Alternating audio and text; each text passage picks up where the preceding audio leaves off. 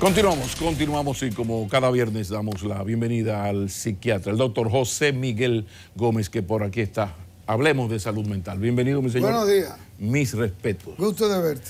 Me gustaría que pusiéramos otro tema menos infausto, menos malditísimo, pero es obligatorio. Hay una peste social, que es este asunto de las agresiones sexuales, el tema del incesto, abuso sexual en sentido general. ¿Qué es lo que está pasando? Porque hay unos casos que lo vamos a tocar, que tú dices, bueno, pero estamos tocando el fondo. ¿Qué le está pasando a la sociedad occidental? ¿O es que ahora se nota más?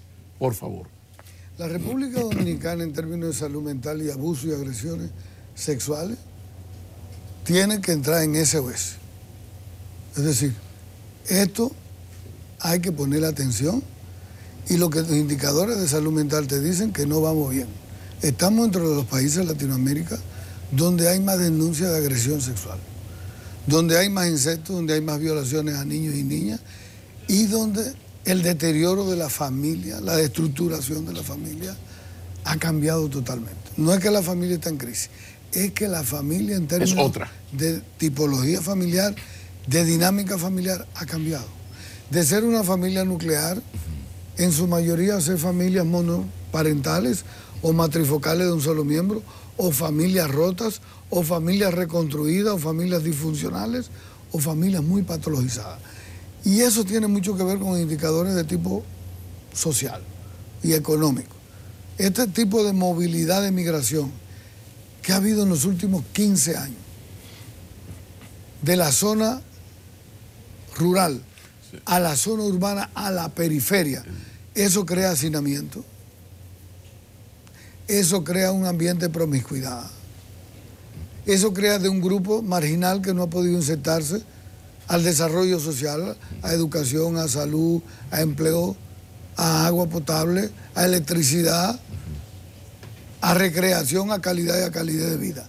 Y si uno ve la característica mucho que tienen todas estas agresiones sexuales y todos estos abusos sexuales, tú lo puedes ver desde la construcción de ese tipo de dinámica familiar, tipo de apego, tipo de vínculo, la construcción del sentido de pertenencia dentro de la familia. Y algo característico tiene.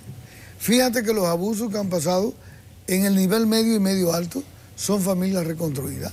En el nivel bajo son familias rotas o disfuncionales o patologizadas. ¿Qué te quiere decir eso?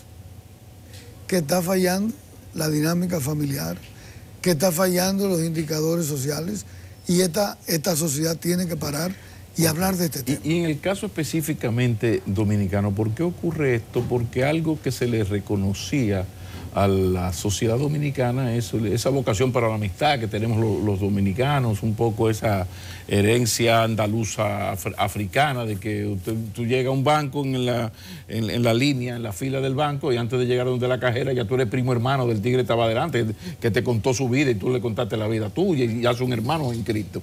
De repente eso se veía muy algo de un gran valor del dominicano. Sin embargo, a la hora de la verdad, cuando vamos a las estadísticas, parece que nos está ayudando, doctor. Que no es así. Porque te decía que ha cambiado la dinámica, la reestructuración. Es una sociedad que hace unos años era muy colectivista, muy gregaria, donde era muy solidaria, donde se practicaba mucho el altruismo social, sí, ¿verdad? Donde había una reciprocidad social y donde la gente en las comunidades, en la escuela, se sentía compromisorio del problema del otro. A pasar de una sociedad, de un modelo económico, social y cultural individualista. Bueno, y eso tiene que ver con ese enfoque, con el enfoque de la nueva reestructuración social, con las nuevas dinámicas que se están dando. Y entonces el llamado es, cuando uno ve a estos niños, como esta niña que era abusada por los 3 hermanitos menores. Ese caso, o sea, porque conocemos el caso del hermano a la hermanita, del tío. Ahora, estos son 3 hermanos que durante años abusaban de su hermanita con la anuencia de la madre. Ya eso, como que, o sea, eso traspasa ya cualquier lógica moral. Fíjate que es algo horroroso en la sociedad. Pero cuando tú buscas la reestructuración de esa familia, te encuentras que esa familia no tenía liderazgo, que esa familia no tenía fiscalización, que no tenía orden ni regla, ni tenía los procedimientos jerárquicos que establece una familia.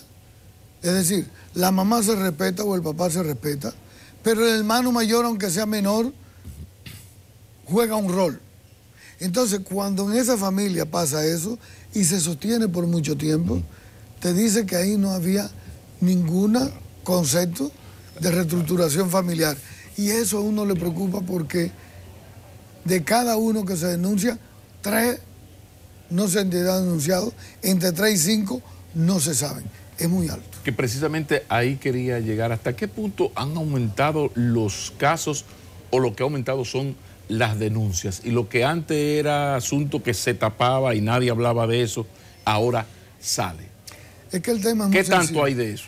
El tema es sensible y aquí se está hablando incluso del modelo del abuso contagioso, del modelo de la violencia sexual contagiosa. ¿A qué me estoy refiriendo? Eso. Es decir, cuando hay personas que escuchan estos temas, que se hablan de estos temas, que hay cierta morbosidad en el tema, las personas que tienen alguna vulnerabilidad creen que también lo pueden repetir.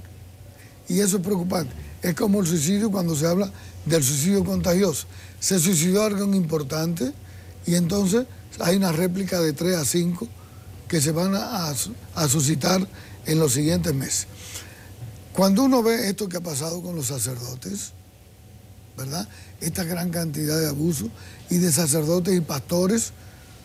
¿Qué explicación le da el doctor José Miguel Gómez a esa otra peste que viene ocurriendo en la Iglesia Católica, que ya es otra cosa, ya ahí está fuera el tema familiar, es otro mundo?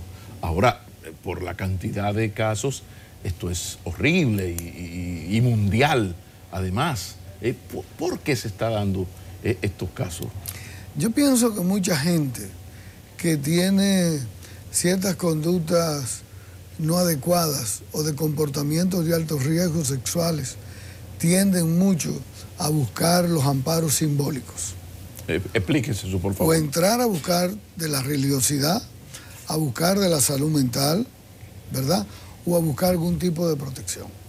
Y yo pienso que la iglesia va a tener, mi iglesia católica, va a tener que ser más discriminativa y más dura en las personas que quieren aspirar a ser sacerdotes. El filtro debe ser más. Cuando entran a los seminarios y dan algunos indicios, ¿verdad?, de que tienen algunos comportamientos inadecuados, incluyendo las evaluaciones psiquiátricas y las evaluaciones psicológicas y psicosexuales. Cuando hay indicadores así, no pueden permitir creer que con oraciones, con el tiempo, eso se puede superar. Cuando los dejan pasar, le dan permiso y creen que con algunos tipos de castigo, de tipo de religiosidad, van a cambiar la conducta, las patologías no van a cambiar. Y eso es importante. No es mudarlo de sitio, no es sacarlo del país. Todo pastor, no importa que sea en la iglesia que esté, denominada en donde sea en el catolicismo, sea protestante, que tenga esos indicadores de riesgo de comportamientos sexuales inadecuados, hay que separarlo. Y más que separarlo, enviarlo a consulta psiquiátrica y psicológica para que alguien le trabaje esos comportamientos sexuales de alto riesgo, porque si se va de la iglesia y no se le trabaja, también en la comunidad va a ser un peligro, porque el problema no es la iglesia, el problema lo tiene esa persona en su cabeza. Y es importante que eso se sepa. Lo cierto es que la tarea que tiene pendiente la Iglesia Católica es... Todas las iglesias. Todas las iglesias, pero aquí por el liderazgo, menciono la católica porque es donde ha habido con mucho cuerpo de ventaja la mayor cantidad de casos, y también tienen el asunto del celibato, que es otro tema, pero se nos queda un tema que posiblemente sea el de la semana que viene, y es el asunto de qué hace el Estado a partir de estudiar la realidad. Ya usted dijo del 70-30, Hace 40 años el 30% vivía en las ciudades, el 70% urbano. Esto cambió al revés, incluso ya va agravándose. Sería bueno conversar sobre políticas sociales de salud mental a partir del estudio de las víctimas y los victimarios y la composición de esas familias, si es que se está haciendo una investigación que eso genera. y a partir de ahí desarrollar políticas públicas. ¿Ya tenemos el tema de la semana que viene?